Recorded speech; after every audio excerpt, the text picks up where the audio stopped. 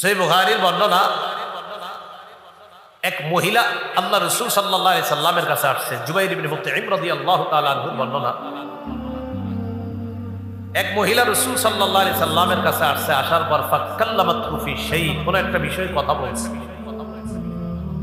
ফাআমারাহা বিআমরিন, রাসূলুল্লাহ সাল্লাল্লাহু আলাইহি সাল্লাম মহিলাকে একটা বিষয়ে আদেশ করলেন। মহিলা কি জানে শুনলো, শোনার পর নবীজিকে বললেন, ইল্লাম আজিদকা, হুজুর আপনারে যদি না পাই তাহলে এই জাতীয় গুরুত্বপূর্ণ মাসালা কোথায় জানবো যদি আপনারে না পাই। ইল্লাম আজিদকার ব্যাখ্যা মুহাদ্দিসিনে কেরাম করেছেন, হুজুর ভবিষ্যতে যদি আমি বিপদে পড়ি, ইন আসাবাকাল মাউত, আপনি যদি মারা যান, ফালাম আজিদকা, আর আপনাকে যদি না পাই, ফামা আফআলু, তখন আমি কি করব। বুঝলেন, মহিলা বলতেছে, হুজুর আপনি যদি দুনিয়াতে না থাকেন আর যদি আমি কোনো মাসালাগত সমস্যায় পড়ি, তখন আমি কি করব। রাসূল যে জবাবটা দিলেন, জবাবটা সবাই মন দিয়ে শোনেন। فقال رسول الله صلى الله عليه وسلم إن لم تجديني فأتي أبا بكر, আমাকে যদি না পাও সমস্যা কি, আমার আবু বকর আছে না, আবু বকরের কাছে আইসা সমাধান নিয়ে নিবা। এখান থেকে কি ইঙ্গিত বোঝা যায়, আমার পরে মুসলমানদের বিভিন্ন ঝামেলা যত সমস্যা, এই সমাধানের জন্য মুসলমান যেন কার কাছে আসে, আবু বকর সিদ্দিক রাদিয়াল্লাহু তাআলা।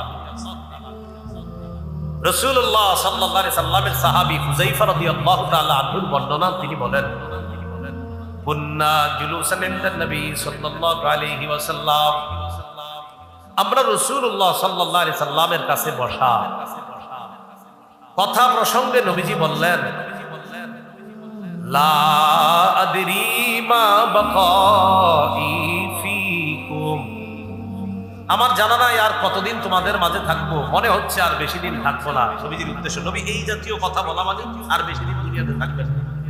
তো বলতেছে, আমার জানা নাই আর কতদিন তোমাদের মাঝে থাকবো, আমি না থাকলে কোনো সমস্যা নাই। ফাকতাদু বিল্লাযাইনি মিন বাদি ওয়া আশারা ইলা আবি বকর ওয়া উমর, আমার অবর্তমানে আমার পরে তোমরা ওই দুই ব্যক্তির অনুসরণ করো, ইঙ্গিত করলেন আবু বকর এবং ওমর, আমি যদি না থাকি আবু বকর আর ওমরের অনুসরণ করো। এই হাদিসে দুই সাহাবীর নাম বলে ফেলছে, ইঙ্গিত করে ফেলছে, একজন আবু বকর আর একজন ওমর। এখান থেকে বোঝা যায় রাসূলের পরে খলিফা হবেন আবু বকর, তারপর হবেন ওমর ফারুক রাদিয়াল্লাহু তাআলা। তাহলে মুসলমানদের খলিফা নির্বাচনের এক নাম্বার পদ্ধতি ইশারা, ডাইরেক্ট কারো নাম না বলা, ইশারা। দুই নম্বর পদ্ধতি, জীবিত খলিফা পরবর্তী খলিফার নাম ঘোষণা করে যাবে, এটা দ্বিতীয় পদ্ধতি। আবু বকর সিদ্দিক রাদিয়াল্লাহু তাআলা আনহু তার পরবর্তী খলিফার নাম ঘোষণা করে গিয়েছেন যে ওমর ফারুক রাদিয়াল্লাহু তাআলা। অনেক সাহাবীর কাছ থেকে উনি পার্সোনাল অভিমত নিছে, ডাক দিয়ে আচ্ছা ওমর কেমন একটু বলো তো। তো বিভিন্ন জন বলছে খুব ভালো, কেউ কেউ বলছে সব ঠিক আছে, একটু রাগী, বেশি রাগ। আবু বকর সিদ্দিক রাদিয়াল্লাহু তাআলা আনহু বলেন, তোমরা এই কথা বলো, আমি তো দেখছি ওমরের চাইতে এই পদের যোগ্য দুনিয়াতে আর কাউকে দেখছি না। আবু বকর সিদ্দিক রাদিয়াল্লাহু তাআলা আনহু পরবর্তী খলিফার নাম ঘোষণা করলেন, এটা গেল দ্বিতীয় পদ্ধতি। তিন নাম্বার পদ্ধতি, জীবিত খলিফা পরের খলিফার নাম ঘোষণা করবে না, শুরা কমিটি বানায়া দিবে, এই কমিটি পরের খলিফা নির্বাচন করবে।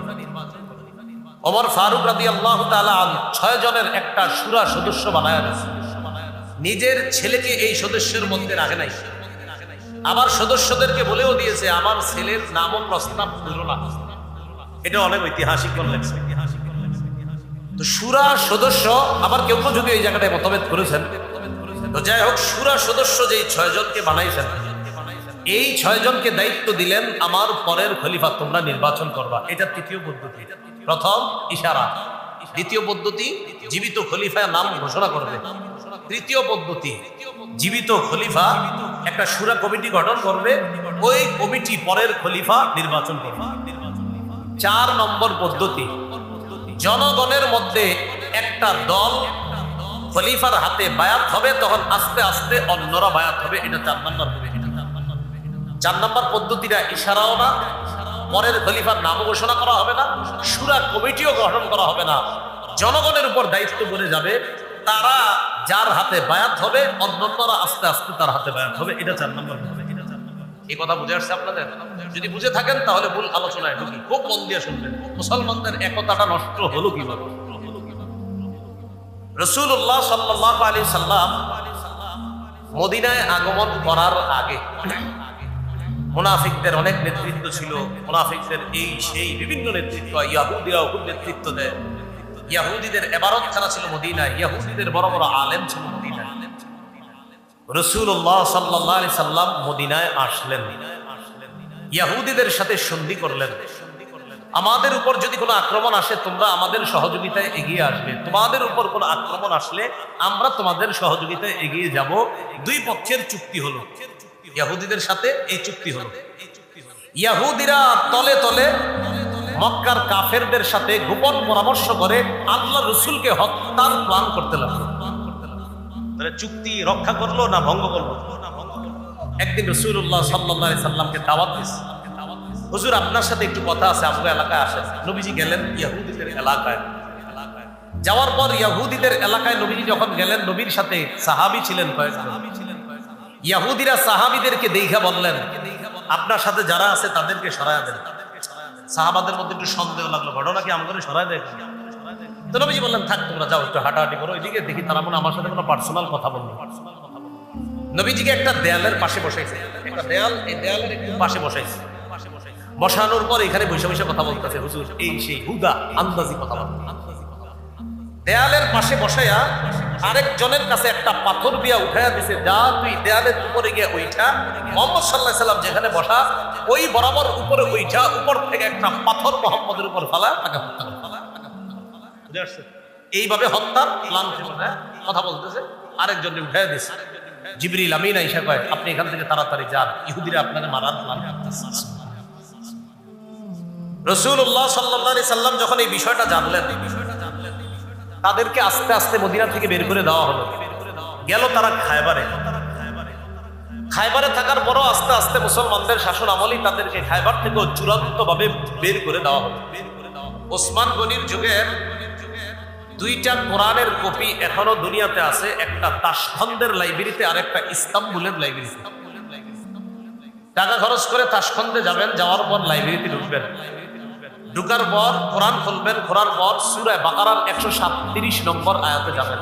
কত? সূরা বাকারার 137 নম্বর আয়াতে গিয়ে দেখবেন রক্তের একটু চিহ্ন দেখা যায়। এই রক্তের চিহ্নটা কিভাবে আসলো? 35 হিজরির 17 অথবা 18 জিলহজ শুক্রবার দিন বিদ্রোহীরা হযরত ওসমান গনিকে যখন শহীদ করে দেয়, ওসমান গনির ওই শাহাদাতের রক্তের ফোঁটার চিহ্নটা এখনো তাশখন্দের লাইব্রেরির ওই কোরআনে, যেই কোরআন ওসমান গনি পড়তেছিলেন, এই রক্তের চিহ্ন এখনো 137 নম্বর আয়াতে আছে। যদি মিলাইতে চান যে হুজুর মিলাবো, তো এটা একটা নিয়ে যাবেন বাংলাদেশ থেকে, আর ওখানে গিয়া পরে পরে মিলাইবেন, দেখবেন কোনো পরিবর্তন পাবেন না। তাহলে ইসলাম ধর্ম, ইসলাম ধর্মের গ্রন্থ পেয়ে আমরা খুশি না বেজার? যেন আল্লাহর কাছে মনোনীত ধর্ম হলো ইসলাম। এখন এই ইসলাম ধর্মের মুসলমানদের মধ্যে একতা ছিল, ভাতৃত্ব খুব বেশি ছিল। এই একতাটা নষ্ট হলো কবে? খুব মন দিয়ে শুনবেন।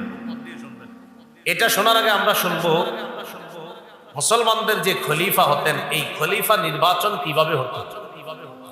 মনে রাখবেন, মুসলমানদের খলিফা নির্বাচনের মৌলিক 4টি পদ্ধতি পাওয়া যায়। কয়টি? 1 নাম্বার পদ্ধতি ইশারা। ইশারা বুঝেননি? মানে ইশারায় বলবে, যিনি দুনিয়াতে আছেন উনি ইশারায় বোঝাবে যে আমার পরে অমুকে খলিফা হবে। ডাইরেক্ট বলবে না, মানে ইশারায় বোঝাবে। রাসূলুল্লাহ সাল্লাল্লাহু আলাইহি সাল্লাম যতদিন দুনিয়াতে ছিলেন, ডাইরেক্ট পরের খলিফার নাম বলে যান নাই, তবে ইশারায় বুঝিয়েছেন আমার পরে কে খলিফা হবে। ইন্তেকালের আগে 13 দিন অসুস্থ ছিলেন। অসুস্থ অবস্থায় সাহাবায়ে কেরাম মসজিদে নামাজের অপেক্ষায়। নবীজি বললেন, মুরু আবা বকরিন ফালইউসাল্লি বিন নাস, তোমরা আবু বকরকে বলো আবু বকর যেন নামাজ পড়ায়। এখন বলেন তো, রাসূল জীবিত থাকতেই একজন সাহাবীকে দিয়ে নামাজ পড়ানো, তার মানে রাসূল তারপরে সবচেয়ে গুরুত্বপূর্ণ ব্যক্তি মনে করতেছেন আবু বকর সিদ্দিক রাদিয়াল্লাহু তাআলা। মুসলমানদের খলিফা যিনি হয় তিনি ইমামও হয়, এইটা মনে রাখবেন। মুসলমানদের খলিফা যিনি হয় তিনি মসজিদের খতিব হয়, তিনি ইমামও হয়। আবু বকর সিদ্দিককে ইমাম বানায় দেওয়ার দ্বারা বোঝা যাচ্ছে আল্লাহ রসুল চায় মুসলমানরা আবু বকরের নেতৃত্বেই যেন আমার ঘরে থাকে, ইঙ্গিত।